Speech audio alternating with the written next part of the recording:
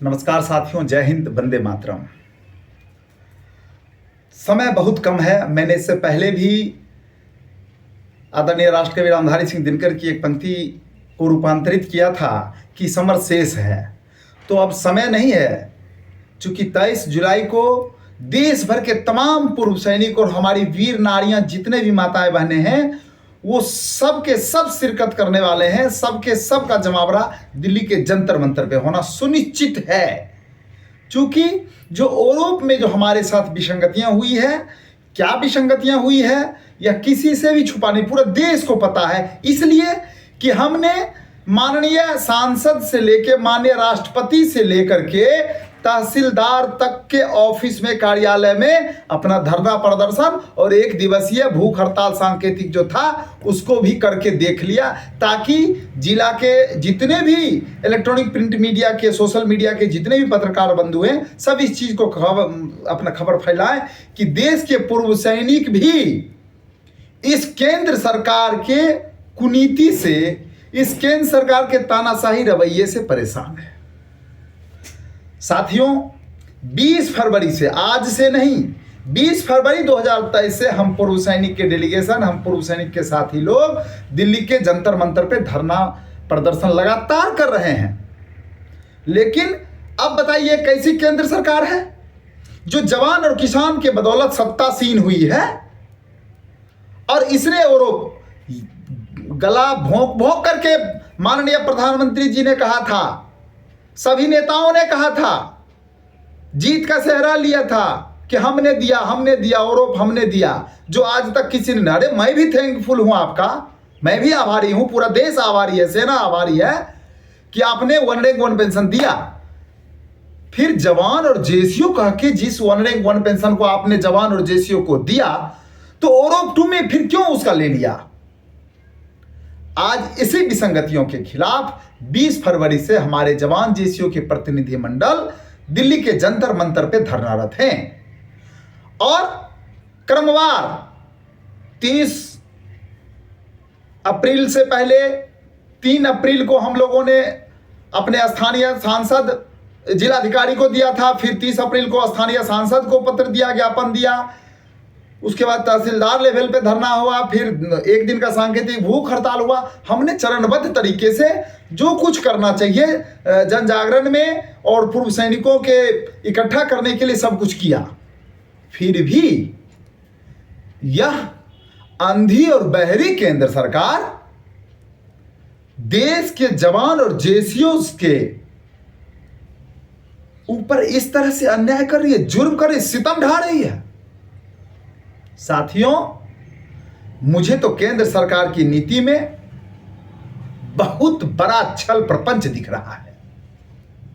और मैं आज जो वन रैंक वन पेंशन की विसंगतियां, जो जिसके लिए हम लोग 20 फरवरी से धरनारत हैं कि इक्वल एमएसपी कीजिए, सभी प्रीमेच्योर वाले को उसमें शामिल कीजिए, जो डिसेबल पेंशन है उसको बराबर कीजिए, जो फिटमेंट फैक्टर है कि जवान का बेसिक पे कम होता है तो उसको 2.57 के गुणक में, और ऑफिसर का 2-2 लाख 1.5 लाख बेसिक पे होता है तो उसको 2.81 के गुणक में फिटमेंट फैक्टर को बराबर कीजिए। हमारी फैमिली पेंशन जो है, विधवा पेंशन है, उसकी जो भारी विसंगतियां हैं, 11,000 13,000 में एक फैमिली विधवाओं के परिवार का गुजारा नहीं हो सकता मान्यवर। तो आखिर क्यों ऐसा हो रहा है? डिसेबल की बात मैंने बता ही दिया, एक्स ग्रुप की जो विसंगतियां वो सबके सामने है।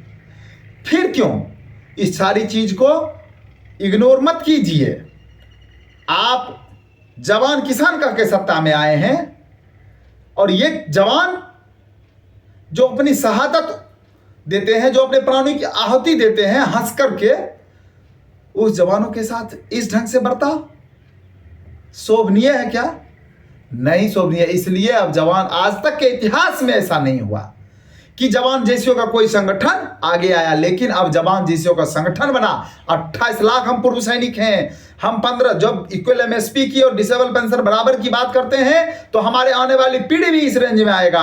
हम 15 लाख से 12 सैनिकों की बात करते हैं, हम लगभग 43-45 लाख पूर्व सैनिक और सैनिक मिला करके हैं। अगर आप देख लिया जाए तो 5 करोड़ से अधिक का वोट बैंक हमारे पास है। हमारे वजह से हमारी मेहनत की वजह से 2019 में आप 303 के आंकड़ा पे आए और इस 303 के आंकड़ा के 103 पे पहुंचाने का भी दम रखते हैं। लेकिन अगर प्यार से, अगर हमारी मजबूरी का आप नाजायज फायदा नहीं उठाएं तब मान्यवर, अब जो 23 को हमारी हुंकार है, आर या पार की जो बात है, देश के तमाम पूर्व सैनिक, मैं पैर पकड़ता हूं सभी पूर्व सैनिकों को, मैं विनती करता हूं, जो बड़े हैं वो आदरणीय हैं। अरे 92 साल के हमारे आदरणीय प्रगट सर, 92 ईयर्स ओल्ड, और उनका जज्बा देखिए, उनका जोश देखिए, उनका संबोधन देखिए, उनका जुनून देखिए। नतमस्तक हैं हमारे जैसे सैनिक प्रगट सर के चरणों में। हम लोग कुछ भी करने को तैयार हैं प्रगट सर के आदेश पर। हमारा युवा महानायक कपिल जी दिन रात परेशान है इसलिए कि जवान और जैसियों की हकमारी हुई है। केंद्र सरकार इसको तुरंत संशोधित करे। अगर केंद्र सरकार नहीं सुनती है तो कहीं न कहीं यह केंद्र सरकार के अहम का परिचायक। इसलिए देश के तमाम पूर्व सैनिक, जम्मू कश्मीर से कन्याकुमारी तक जितने भी हैं, नॉर्थ ईस्ट में भी मणिपुर से लेकर के आगे अरुणाचल, पूरे सैनिक हमारे से संपर्क में हैं। और इधर जो दिल्ली के तरफ है, एनसीआर के तरफ है, ये तो सारे के सारे 100 परिवार आ रहे हैं दिल्ली।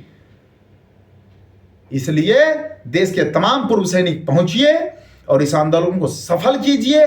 सरकार संख्या बल देखना चाहती है कि भाई पूर्व सैनिक ऐसे भौंक रहे हैं कि इनके पास संख्या बल भी है। हम आर्मी, एयरफोर्स, नेवी के 28 लाख रिटायर्ड हैं। हम कुछ भी कर सकते हैं। हमारे पास चट्टानी एकता दिखाने का समय है और 23 तारीख को इस चीज को दिखा देना है।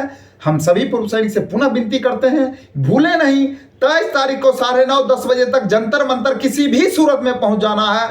और हमको कम से कम 5 लाख तो पहुंचिए 28 लाख में। वो तालाब में 1 लोटा दूध डालने वाला कहानी कोई मत कीजिएगा। चाहे जैसे भी हो, चाहे आइए प्लीज। मैं आपका पैर पकड़ के विनती करता हूं, मैं आपसे निवेदन करता हूं, जो हमारे साथी हैं, समकक्षी हैं, मैं उनसे गले लग के कहता हूं कि प्लीज दोस्त, 23 जुलाई रविवार 3 दिन बाद जो है, आप लोग सब पहुंचिए दिल्ली और संख्या बल दिखाइए। अगर केंद्र सरकार संख्या बल देख के ही मानेगी तो हम पहले संख्या बल दिखाएंगे, उसके बाद अगली रणनीति करेंगे। जय हिंद, जय भारत, वंदे मातरम। प्लीज सब आइए प्लीज।